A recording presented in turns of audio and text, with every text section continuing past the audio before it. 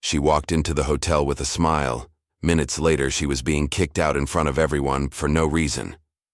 But when the truth came out, the entire internet exploded. What really happened to Danielle Roberts inside that hotel will leave you speechless. Danielle's heart raced as confusion washed over her face. She had just landed after a long flight, exhausted but excited to speak at the Atlanta Tech Women's Summit. She wasn't loud. She wasn't causing a scene. She was just standing there, suitcase in hand, trying to check in like anyone else. Her voice trembled slightly, not out of fear, but disbelief. "What kind of complaints?" she asked, holding out her phone with the booking confirmation glowing brightly on the screen. The manager, whose name tag read Mr. Harding, didn't flinch. He simply repeated, "Please leave." The silence in the lobby felt heavy. People watching from nearby couches exchanged glances, unsure if they were seeing things right. A few guests who had been chatting earlier now stood still, phones recording. Danielle glanced at them, her mind racing to understand what was happening. It wasn't about overbooking, that much was clear. It was about her skin, her presence, her confidence. Something about her had made this manager uncomfortable, and now he was hiding behind fake complaints and empty excuses. "This can't be legal," she said, still trying to remain calm. But her voice was louder now, firmer. "I have a reservation. I've done nothing wrong. You're discriminating against me." Mr. Harding's face remained blank, but his eyes darted nervously to the phones recording him. Then, as if on cue, a woman nearby stood up. She was in her early 50s, white, wearing a business suit. "I've been sitting here this whole time," she said loudly. "She hasn't done anything. This is wrong." Danielle turned toward her, grateful but still shaken. "Thank you," she whispered. The woman looked at Danielle stood frozen for a moment, stunned by the words that had just been said to her. "You don't fit our guest profile." It echoed in her head like an insult carefully disguised as policy. A chill ran down her spine, not from the air conditioning, but from the undeniable truth behind those words. She had spent her entire life navigating rooms where she wasn't expected, earning respect in boardrooms, working twice as hard to be taken half as seriously, and here she was, still being told she didn't belong. The silence that followed. Her question, "Are you saying that because I'm black?" was louder than any confirmation. Mr. Harding didn't say a word, but the shift in his eyes, the stiffness in his jaw, told the story clearly. He couldn't admit it, but the world watched in shock as Danielle's quiet strength turned into a viral storm. The footage, just under a minute long, captured everything. The coldness in the manager's voice, Danielle's calm but firm response, and Rachel's bold defense. It wasn't loud or chaotic, but that made it even more powerful. The video spread like wildfire. By sunrise, celebrities had retweeted it. Civil rights organizations were tagging the hotel, and news anchors were replaying the moment on national television. Hashtags like "Justice for Danielle" and "Black Women Deserve" better flooded timelines. What began as one woman's quiet confrontation in a hotel lobby quickly grew into a national reckoning. Rosegate Hotel underestimated the voice of the people, especially when those people had video, truth, and a shared experience of injustice on their side. At first, they stayed silent, probably hoping that the internet would move on to the next trending topic. But that never happened. Thousands of furious users flooded the hotel's online listings with one-star reviews, not just in outrage for Danielle, but because her story echoed their own. Influencers with millions of followers posted reaction videos, civil rights lawyers called for action, and mainstream celebrities added their voices, turning Danielle's painful moment into a public call for accountability. The pressure mounted fast. Even the Atlanta Tech Women's Summit, which had listed Rosegate as their official lodging partner, cut all ties and publicly stood behind Danielle.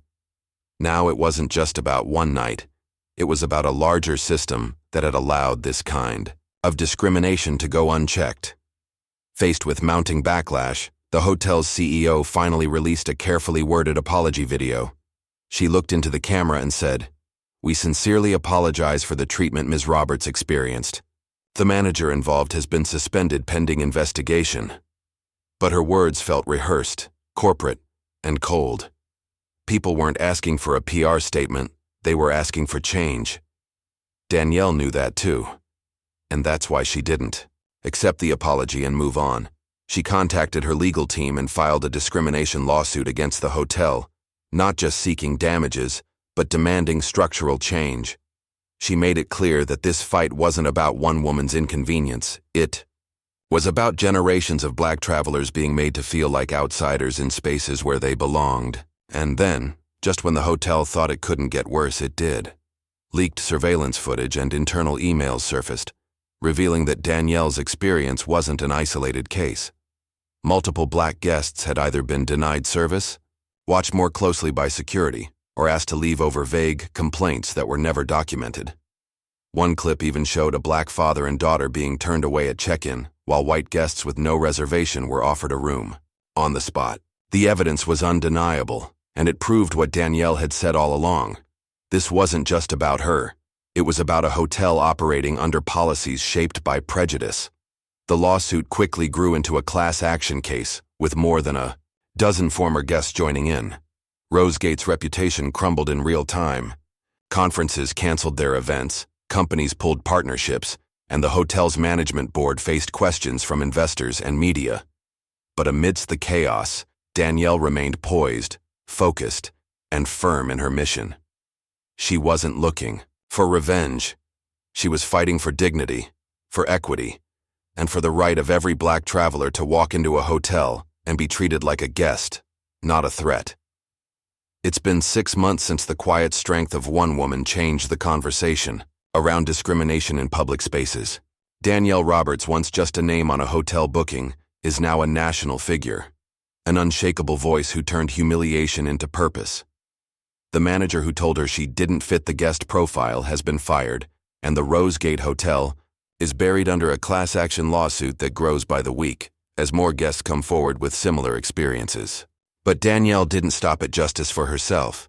She chose to fight for everyone who's ever been told they don't belong. Her campaign, We Belong Too, now works to expose hidden bias in the hospitality industry and protect those often left voiceless. She's appeared on morning shows, panels, and news specials, not to share her pain, but her power. In one viral interview, she looked straight into the camera and said, "That night could have broken me. But I knew I had to stand tall, not just for me, but for every little Black girl who needs to know her presence is not a problem."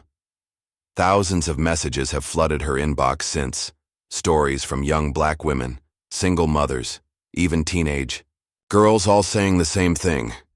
"You gave me the courage to speak up." Danielle has become more than a speaker. She's a symbol of strength and grace. Her story reminds us that racism isn't always loud. It can be as subtle as a smirk, a fake excuse, or a front desk suddenly out of rooms. But when someone like Danielle refuses to back down, that quiet racism gets dragged into the light for everyone to see. Her story also reminds us of the power of allies, like Rachel, the woman who spoke up in the hotel lobby, risking her own comfort to stand for what was right.